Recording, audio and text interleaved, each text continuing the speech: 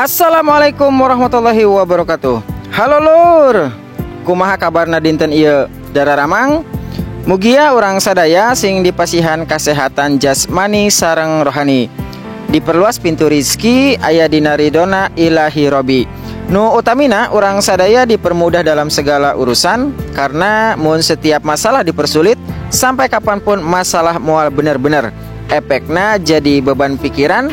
Dan pesanku di awal video, doa dan ikhtiar adalah kunci utama. Urusan hasil biarlah Tuhan yang menentukan.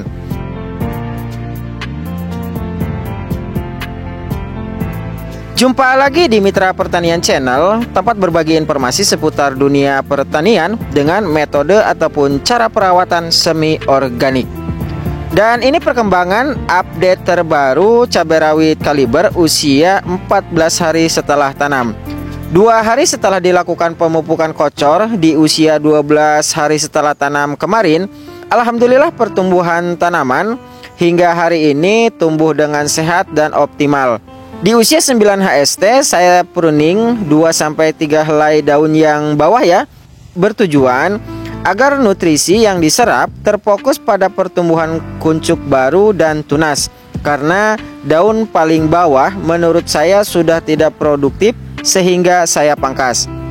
Saya sarankan ketika melakukan pemangkasan daun, lakukan pada pagi hari ataupun siang hari ya, agar luka bekas pemangkasan pada tanaman cepat mengering dan tidak terinfeksi pertumbuhan jamur.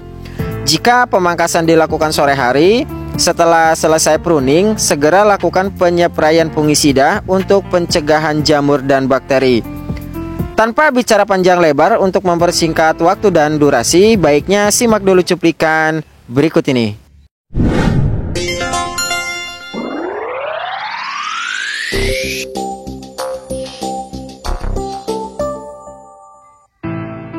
Jadwal yang dilakukan di usia 14 hari setelah tanam akan diaplikasikan foliar atau pemberian nutrisi melalui daun dengan cara penyepraian.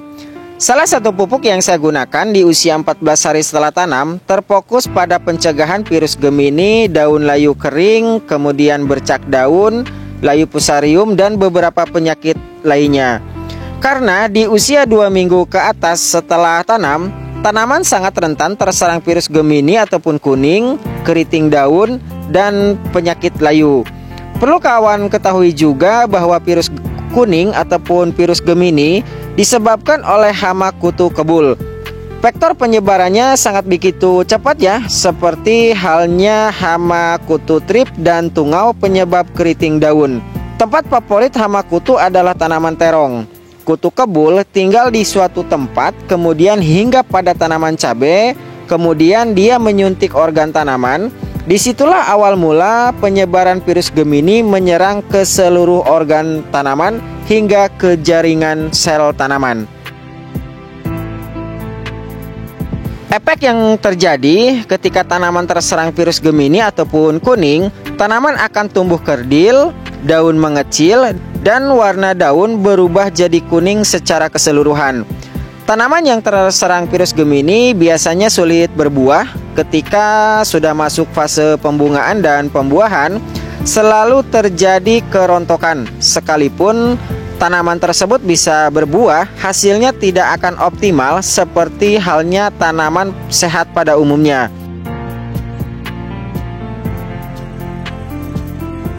Seperti apa yang sudah saya jelaskan di video sebelumnya, sebelum mengaplikasikan atau mencampur semua pupuk daun, larutkan terlebih dahulu antara air dan perekat, agar racun pestisida memiliki daya basmi lebih cepat dan daya rekat lebih lama.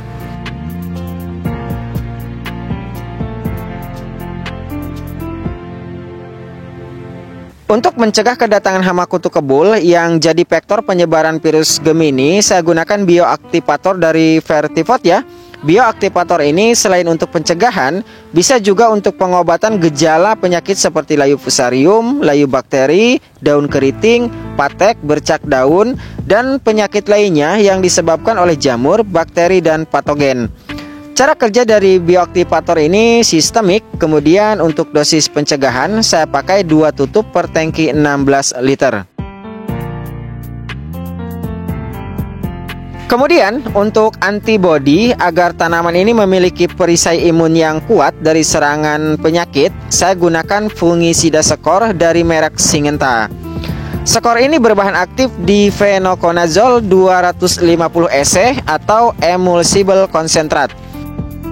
Fungisida ini bersifat mencegah serangan cendawan dengan cara membuat semua bagian tanaman menjadi beracun, sehingga memiliki kemampuan untuk menghambat atau mencegah cendawan melakukan penetrasi ke semua bagian organ tanaman. Kesimpulannya, yang secara khusus fungisida skor ini sifatnya sebagai pengendalian preventif. Ciri-ciri dari serangan cendawan adalah daun tanaman yang tiba-tiba layu dan rontok kering. Cara kerja dari fungisida skor ini sistemik dan fungisida skor ini memiliki zat pengatur tumbuh. Untuk harga kemasan 80 ml dibanderol kisaran Rp65.000.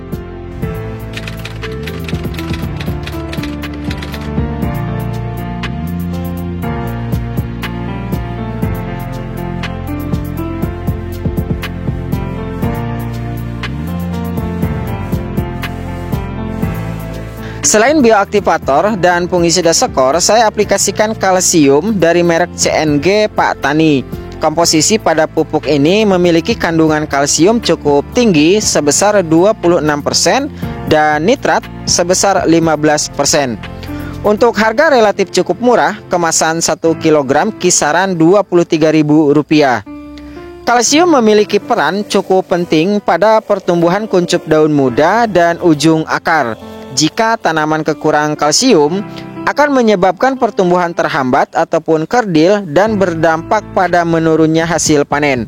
Selain itu, jika tanaman kekurangan kalsium, akan menyebabkan tanaman mudah terserang penyakit, salah satunya penyakit patek ataupun antraknos.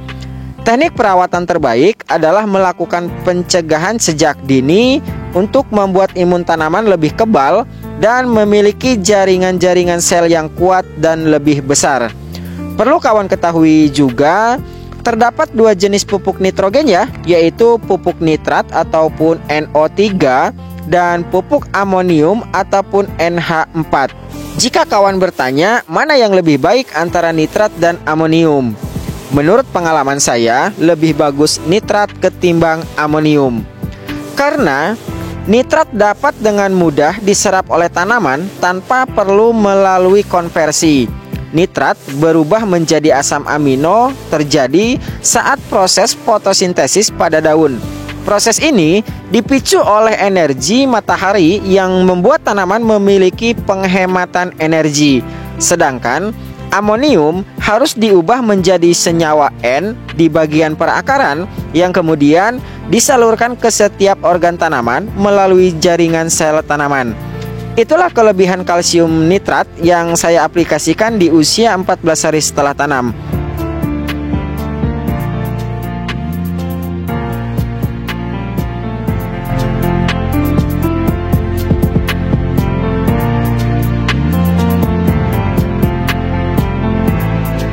Untuk dosis CNG, saya gunakan 2 sendok makan tiap tangki 16 liter.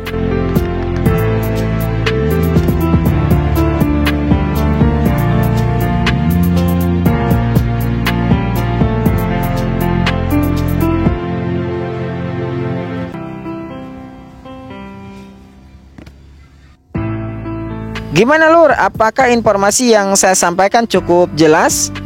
Perlu kawan ketahui bahwa setiap informasi dari pupuk yang saya pakai itu semua untuk menambah wawasan kita bersama agar kita semua paham betul tentang ilmu pertanian, mana yang baik digunakan untuk tanaman, mana bahan untuk kebutuhan kamar mandi, dan mana obat untuk kebutuhan manusia. Kita harus bisa memilah, memilih, dan merangkum semua informasi yang sesungguhnya dan sebenar-benarnya sesuai porsinya masing-masing. Jika informasi ini bermanfaat, jangan lupa untuk tinggalkan jejak, berikan like, komen, dan share pada video ini agar informasi ini bisa menjangkau ke lebih banyak kawan-kawan kita yang lain yang membutuhkan. Tetap jaga kesehatan, tetap semangat, dan semoga bermanfaat. Karena sebaik-baiknya orang yang selalu memberi manfaat untuk orang lain. Kata penutup, teruslah berjuang meskipun perjuangan itu melelahkan. Karena setiap perjuangan perlu pengorbanan. Terima kasih dan sampai jumpa di informasi bermanfaat berikutnya.